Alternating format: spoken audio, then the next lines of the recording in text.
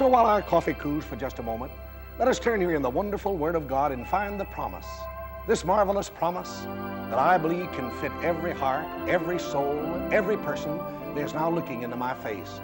The promise of the day is found in Jeremiah chapter 1 and verse 19, where the Word of God declares, "And they shall fight against thee, but they shall not prevail against thee. For I am with thee, saith the Lord, to deliver thee."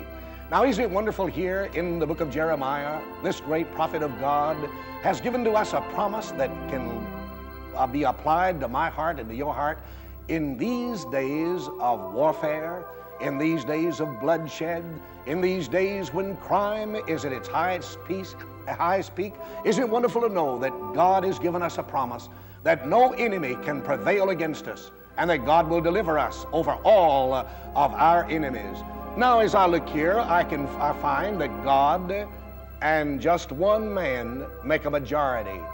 You know, God has never been interested in numbers. Have you ever stopped to think about that?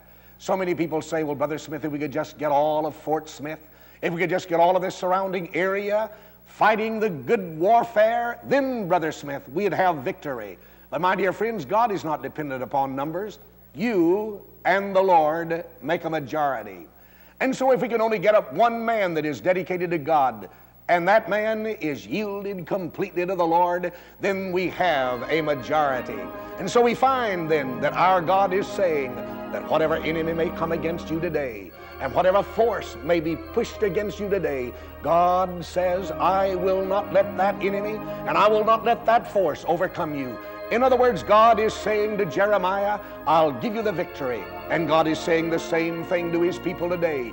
As you go forth today, I do not know the enemy that shall come out against you.